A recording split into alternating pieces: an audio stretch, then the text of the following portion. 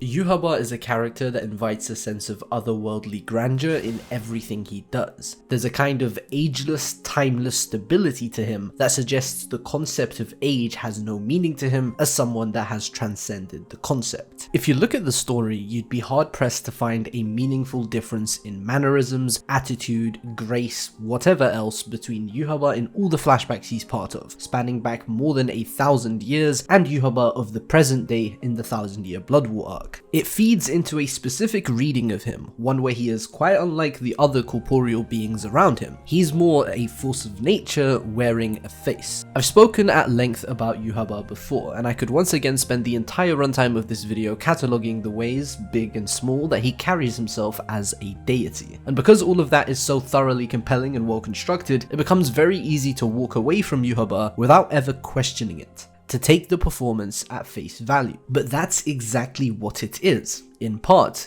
a performance. The representations of divinity he projects are made far more interesting precisely because they sit on top of the humanity underneath. Personally, I do not believe this humanity was transcended. I think it was buried, and I'd like to dig it out of him in this video. This is going to be a deep dive that's kind of similar to the one I'd done a while ago into Ichigo and the idea of shattering fate. I really enjoy shining light on an under-discussed aspect of otherwise popular and beloved characters, hopefully bringing new conversation and analysis to the table that others might not have thought of. That's something I want to do again with this one as a sort of complementary piece to the Aizen Yhwach video, where I discuss the face value of his deity nature for the sake of analysis. This video is sponsored by Manta Sleep. I used to be that person who gets into bed with the intention of sleeping and then finds themselves scrolling for hours. Even when I was exhausted, I find myself in the trap of doing anything but closing my eyes and sleeping. I'm sure you all know the drill. Blue light blasting in your face, brain wide awake, and suddenly it's 2 AM and you got in bed 3 hours ago. That's where this Manta Sleep mask came in and genuinely changed my life. The moment it goes on, that's it. You're gonna fall asleep in a matter of minutes. They provide 100% blackout, so there's no light, no temptation, no maybe one more video. I put these on and I shut down, and for the first time in what feels like years, I've taken back control over my sleep. What I love most is the attention to detail in the mask's design. It makes for the most comfortable, stress-free experience. It has a very premium feel, there's zero pressure on your eyes, the eye cups are adjustable, the straps custom fit your head shape. It is tailor-made to be so comfortable you forget you're even wearing it. And I'm somebody who sleeps in different positions every other night, sometimes on my side, sometimes on my back, so this mask works perfectly for that. It's become part of my nightly routine now, and I fall asleep way faster because I'm not sabotaging myself with screens anymore. If you struggle with late night scrolling or just light keeping you awake, this is genuinely a game changer. Check the link in the description or pinned comment to get your own, and use my code RADMAN for 10% off. If sleep is something you struggle with, I promise this is the solution you've been looking for. Now, it's time to look past the veneer of godhood and talk about the humanity of Yhwach. I'd like to highlight the various ways his humanity has been explored, because the goal of this video is not just to conclude that he is in fact human. After all, if we just want to end it there, the old man we all know and love, Zangetsu, serves as enough evidence. He's the version of Yhwach that made peace and found meaning within the framework of mortality, something the main version failed at. The goal is actually bigger for this video. I want to show that the exploration of his humanity has been a consistent through line in the ultimate arc of the series, and it's something I'd love to see more discussion about. To really get into that, we need to understand how Bleach itself thinks about godhood and humanity, because the series borrows its core framework from Buddhist cosmology. Bleach maps its world onto the 6 realms of samsara, and it does so with real intentionality. Within the system, the human realm occupies a uniquely significant position. Humans sit at the crossroads of the cycle, carrying more potential for movement than any other realm, whether upward toward liberation or downward into suffering. In Bleach, this becomes the backbone of how the story treats transformation and stakes. Humanity is the origin point, and Yhwach, for everything he became, began there too. The clearest example of human potential in Bleach is obviously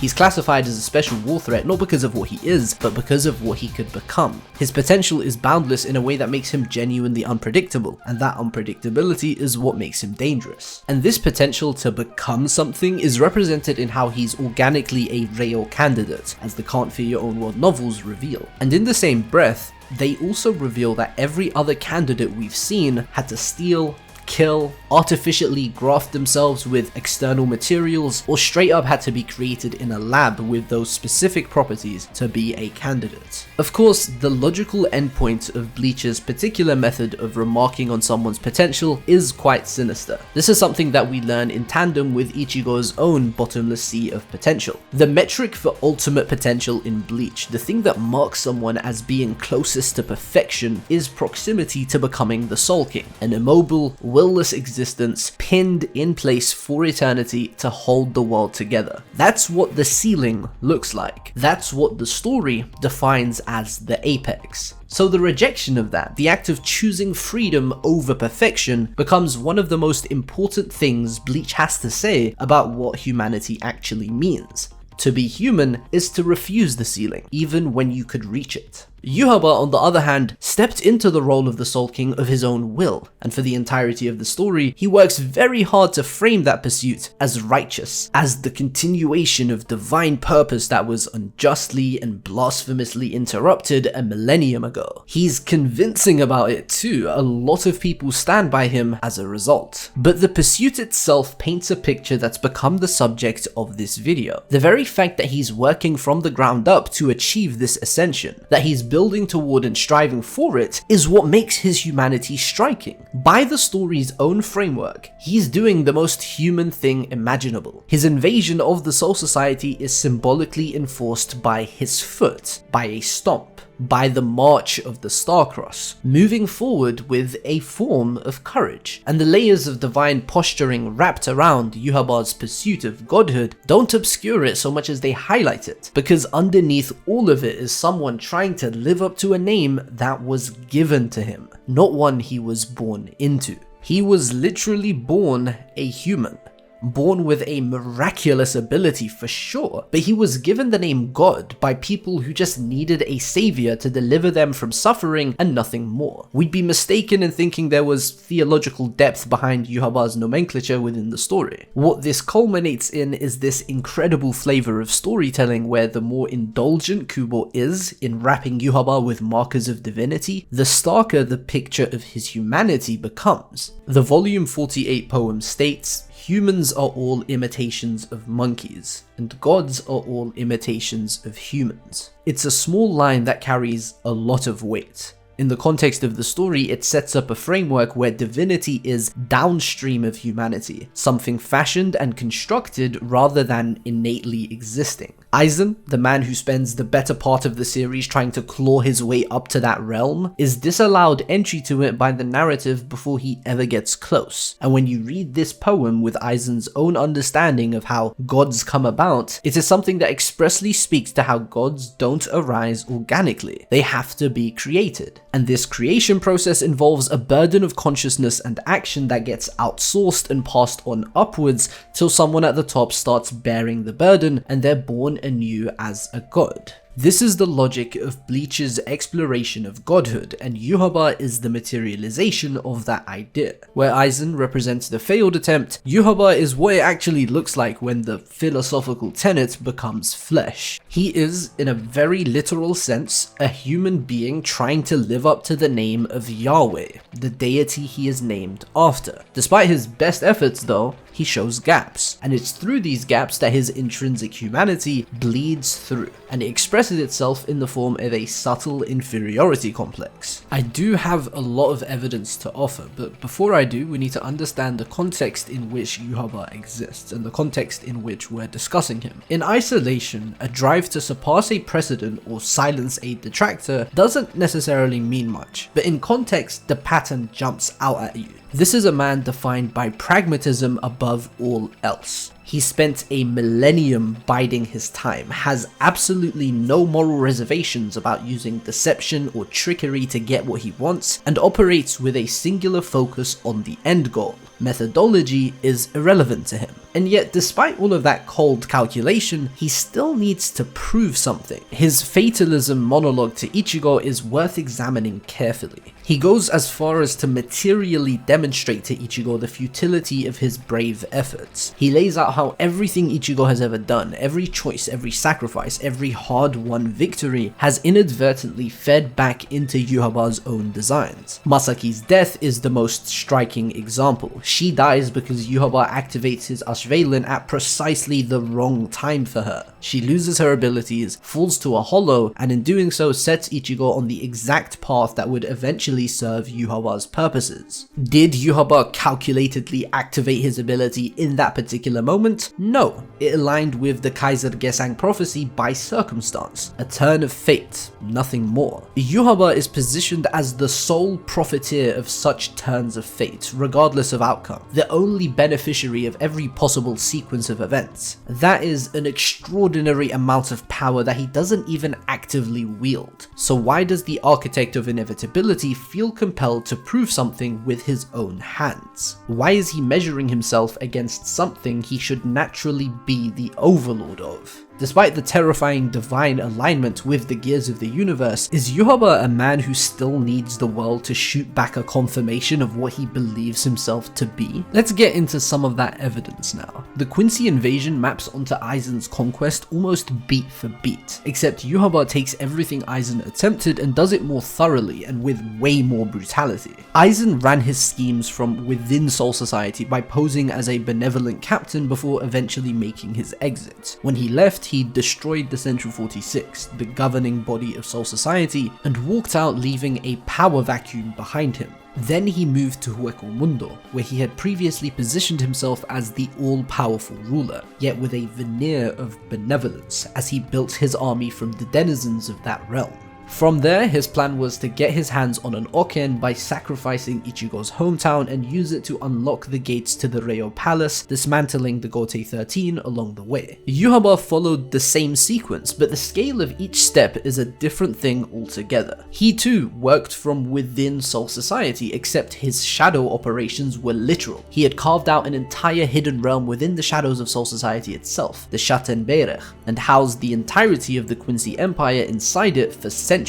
When he finally stepped out of that shadow and into the light, the wound he left behind wasn't inflicted upon a council of faceless old men. He killed head captain Yamamoto, who was an irreplaceable source of power, something Soul Society had no real way to recover from. In Hueco Mundo, he didn't bother with the pretense of benevolence that Aizen leaned on. He simply burned the existing power structures to the ground, enslaved the Arrancar strong enough to be useful, and disposed of the rest. When it came to dismantling the Gote 13, rather than stopping at defeating them, he erased the physical foundations of the Serete by replacing Serete as a whole with his own city. Not to mention the decimation of the Gote's spiritual foundations and morale by robbing them of their Bankai. And then, rather than going through the elaborate process of forging an Oken the way Aizen had planned to, he simply let Ichigo do it for him. That being the only piece of the plan he let fall into his lap like the deity he's supposed to be, I guess. The cherry on top is, unlike Aizen, he actually made it to the Reo Palace. Every step Aizen took,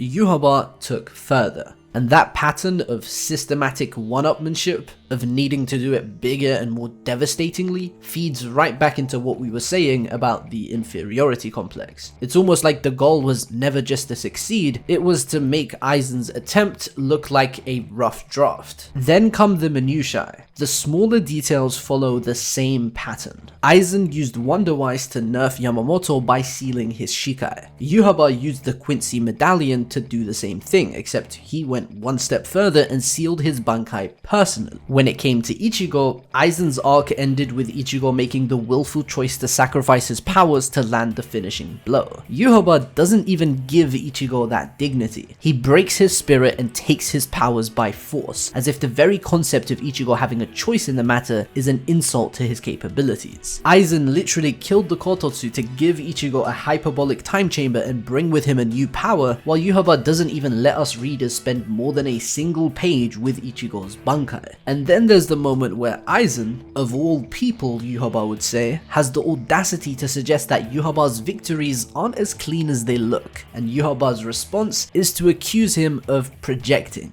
All Aizen said was, "Wow, it took you longer than I expected to beat Ichigo," and he got hit with, "Yeah, well you lost to him, so shut the f*** up, loser."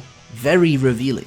Each of these moments is small on its own, but they're not happening in isolation. There's a clear and pointed effort running through the entire arc to ensure that everything Aizen attempted, every scheme, every victory, every demonstration of power, gets overshadowed by the sheer scale of what Yhwach actually pulls off. The man who sought to become a god gets his entire playbook rerun and comprehensively outdone by the man who was named after one. And that need to not just win, but to specifically and thoroughly eclipse Aizen's legacy says a lot about Yhwach's state of mind, and it also tangibly calls back to the volume 48 poem. Anybody purporting to be god is an imitation of humans. In Yhwach's bid to outdo his predecessor, he imitates him, with a scary accuracy at that. That in and of itself challenges godhood as Yhwach understands it on a fundamental level. But it's time to move on to the next piece of evidence. The need to prove superiority doesn't stop with Aizen, it extends to everyone he's measuring himself against, including the institution he's invading.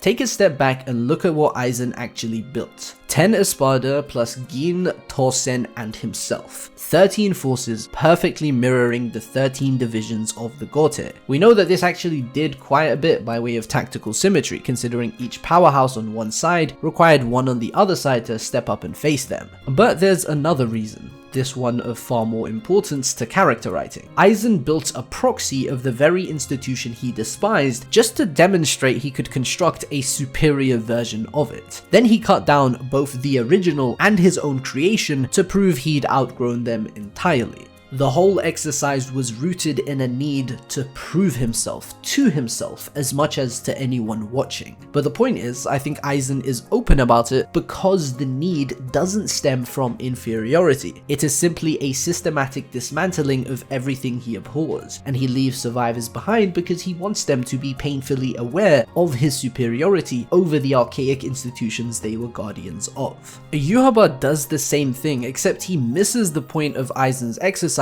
and the numbers are quite off. The Sternritter are 26, exactly double the number of Gote captains and divisions. After the defeat he suffered at Yamamoto's hands a millennium before the events of the story, Yhwach is very deliberate about returning with a force that says, in literal numerical terms, "I am twice what I was and twice what you are." The need to prove himself shows up again subtly precisely because of that defeat. The derision he has for Yamamoto also plays into it. Yhwach goes as far as to stomp on his head, lying on the ground separated from his body.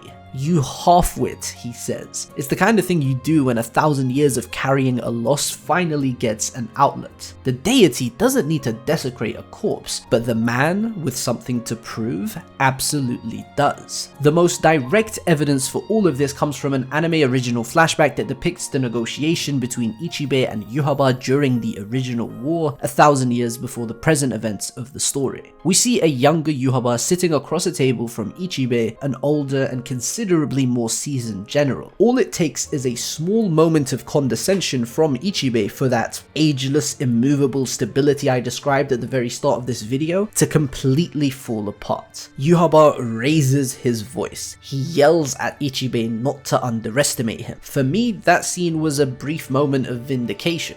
Everything else I've discussed up to this point draws from manga material and manga material alone, and this reading of Yhwach is something I've been sitting with since I first finished Bleach. Seeing it reflected back in an anime original sequence felt like a rare moment of the adaptation understanding exactly what it was working with, or at least coming to an agreement with my own interpretations of the story. And coming off the back of Ichibei himself losing composure during their fight at the Reo Palace and calling Yhwach a human like it's a pejorative, it's quite evident that in the eyes of these higher tiers, a human isn't really a good thing to be. It's also important to keep in mind that Ichibei isn't saying it out of ignorance or simply talking out of his ass just to get under Yhwach's skin. In the first place, he's the one who's entirely irritated with his opponent in that moment. He and Yhwach go back to a time when all the realms were one unified world. When Ichibei calls him a human, he's speaking from a place of genuine insider knowledge. He knows things about Yhwach that even the readers aren't privy to. With that in mind, I'm quite a fan of the idea that he is his father Adonaios' discarded humanity, the part of the Reo that was separated and cast off, grown into something with its own will and sense of self, much like the way that Penaida, Mimihagi, and Gremi developed their own distinct personalities despite originating from the same source. The anime original sequences expanding on the triplet world give this reading even more substance. We learn that Yhwach's existence, even before the world split into its three realms, was fundamentally a non-being. He was a bystander in the old world, someone who existed at the periphery of events rather than at the center of them, acting in the capacity of a mere observer. And the irony is that the only two states in which Yhwach has ever experienced stillness are complete opposites in terms of practically everything. He was a passive observer in the unified world, and he's a passive observer now as the immobilized Soul King.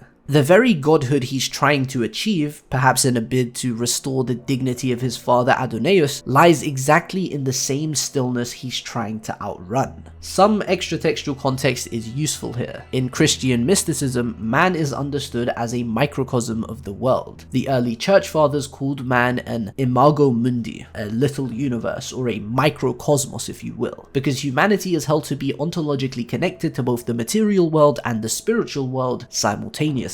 That dual connection places man in the role of a mediator, a bridge between the physical and the divine, capable of drawing both into harmony. Ichigo can be said to embody this idea in a structural fashion. He carries within himself every constituent of the Bleach world, Shinigami, Hollow, Quincy, Human, and brings them into harmony within himself. He thereby becomes the living blueprint for the world to try and achieve that harmony for itself, at scale. Yhwach does something similar to Ichigo's synthesis, but his version of it is a bit more violent. His core ability, which also informs his life functions, works by distributing fragments of his own soul to others, and then reclaiming them later with interest. It's how he sustains himself, how he replenishes his power, and how he maintains his grip over the Quincy. In effect, he runs a private cycle of souls that runs parallel to the broader cycle the rest of the world is subject to. He is, in his own right, a self-contained cosmological system. Yhwach's soldiers are named Knights of the Star for a reason. What makes this so interesting is what his internal makeup actually looks like. The churning, volatile swirl of souls that constitutes Yhwach's existence exactly mirrors the state of the world before the Reo Adonaios was deposed and installed as the linchpin of the new order. That original world was a chaotic confluence of souls, perpetually on the edge of ruin thanks to the Hollows roaming free and there being no real unified system of managing such threats. Yhwach carries that same instability within him. If he doesn't perpetually keep up the transaction of souls, he'd return to being paralyzed and in a state of all his senses being lost. In effect, he is a walking embodiment of a world that ceased to exist. It's pretty easy to see, off bat, how much texture this lends to Yhwach's humanity. Just like Ichigo, he also contains multitudes and reflects a version of the world, albeit of the past. He's a composite of something larger than a single label, and quite literally at that, considering souls themselves are tokens of a transaction to him. On another level, Yhwach's nature as a living echo of the pre-division world strengthens the case that he represents the humanity that was cut away from the Reo and discarded into the world of the living. In a manner of speaking, Yhwach serves as proof of another one of Aizen's ideas, considering that the god required a human to be extracted from in the first place. The same dynamic plays out on a smaller scale within Yhwach's own inner circle. When Yhwach undergoes apotheosis and assumes the role of the Soul King, even in what he intends to be a temporary capacity, 3 of his subordinates take on a significance that goes beyond their tactical function. Uryu, Yugaram, and Askin can collectively be read as a representation of the humanity Yhwach is supposed to have shed in that moment of quote-unquote ascension. The connection seems strongest with Uryu and Yugaram. Both of them, in different ways, are embodiments of Yhwach's vulnerabilities. Uryu's ability allows him to reverse events along a particular axis regardless of what that axis is, and he uses it to drag Yhwach back to a fully human state, however briefly. The person positioned as Yhwach's chosen successor is also the person who can and did undo his divinity. Yugaram's relationship to that divinity is even more foundational. He holds Yhwach's key to godhood for half of every cycle, which means the capacity for ascension literally resides outside of Yhwach for a significant portion of his existence. His path to godhood is not entirely his own to hold. Askin's representation is a similar conclusion arrived at by following a different chain of logic. His abilities work on an adaptive principle, his body registering damage and recalibrating its tolerances in response to it. He is, by most conventional measures, the weakest of the Schutzstaffel, the most susceptible to being hurt. But that susceptibility is precisely the mechanism through which he becomes dangerous. The more he takes, the more lethal his thresholds become. It maps almost directly onto the definition of humanity we established earlier in this video. The greatest potential for mobility in either direction as a function of where you're starting from. It also helps that Askin is the only one among the loyal Schutzstaffel with no association to godhood in any form. Peneida and Gerard are literally organs of the Soul King, and Lily Barrow, as the first person to ever receive a shrift from Yhwach, calls himself the closest to God and backs that up with logic-defying abilities. Askin is just a guy. There's no intrinsic divinity there. Yet, by virtue of his ability, he's the only one among all of the Quincy who managed to lay Ichigo flat on the ground. And that's post-training arc Ichigo, mind you, which is no small feat. The very fact that he's the one to face off against Ichigo functions like a bright red circle and arrows pointing at something, like Kubo wants you to pay attention to the subtext there. The final piece of this analysis is centered around the very thing that seems to place Yhwach furthest from humanity, the Almighty. This is something I've touched on in another video, but it carries specific weight here. One of the details the story stresses on is the number of pupils in the eyes of those who possess the Almighty. Yhwach originally has 2, which eventually become 3. His father had 4. And once we find out that the Reo foresaw every event of the Thousand Year Blood War in its entirety, the pattern starts to mean something. More pupils equals a more powerful Almighty. 3-pupil Yhwach demonstrably outclasses his 2-pupil self, and the 4-pupil Soul King sits above both of them in terms of the sheer scope of what his version of the ability could perceive and account for. But here's what that pattern also reveals when you follow it to its logical end. The only wielder of the most powerful variant of the Almighty is also the only one who is perfectly, completely immobile. No limbs, suspended in a crystal, stripped of all agency, unable to act on a single thing he can see coming. He possesses the fullest possible vision of events and absolutely zero capacity to do anything about them.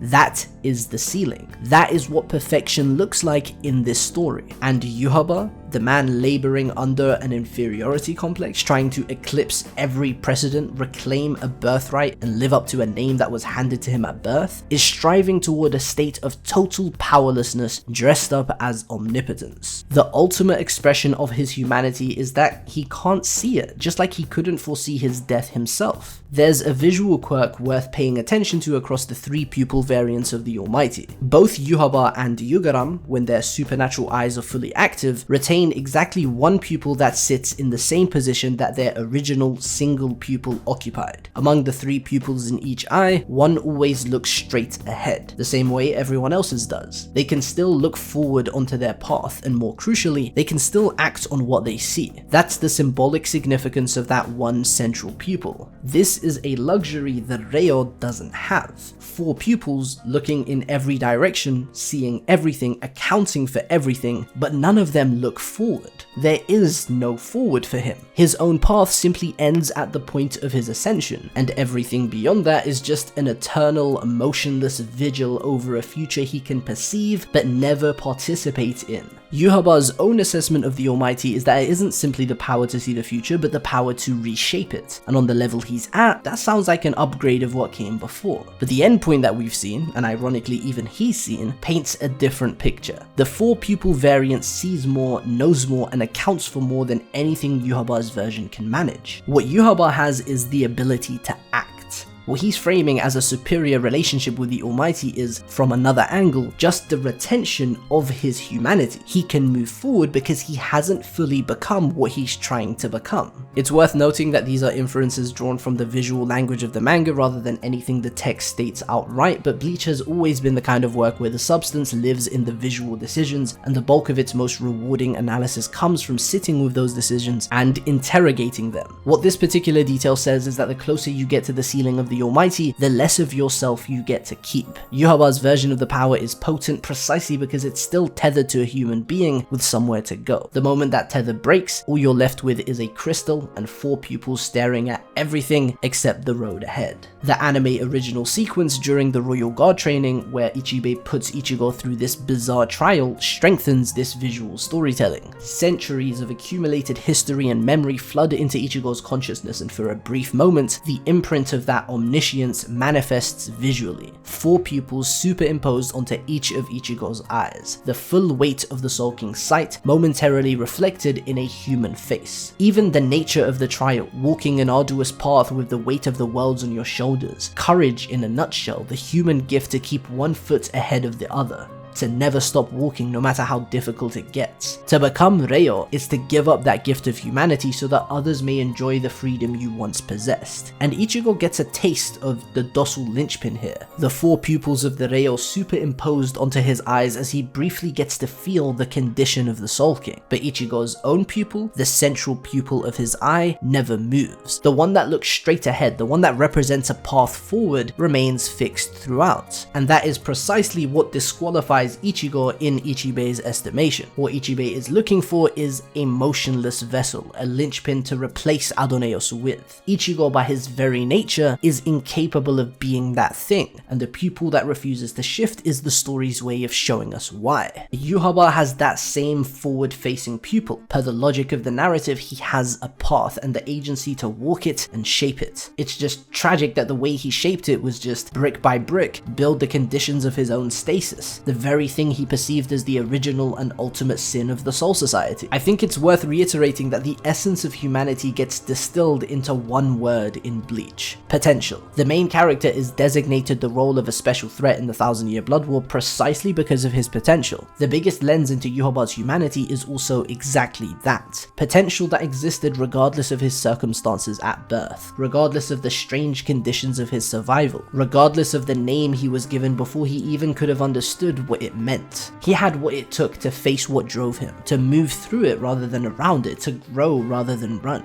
That potential was always there. And it's also true that his undoing was a narrative promise the story was always gonna keep. Yhwach always had unbelievable potential, and Yhwach was always going to lose. These are realities that coexist, and I think having to pick one dulls some of the allure of this beautifully written antagonist. And that is where I end this video. I hope you enjoyed this breakdown of a truly special antagonist in the world of Battle Shonen. Let me know if there are any other under-discussed aspects of your favorite Bleach characters that I should cover in future videos. This is quickly becoming a favorite format of mine. As always, thanks for watching, and I'll see you in the next one.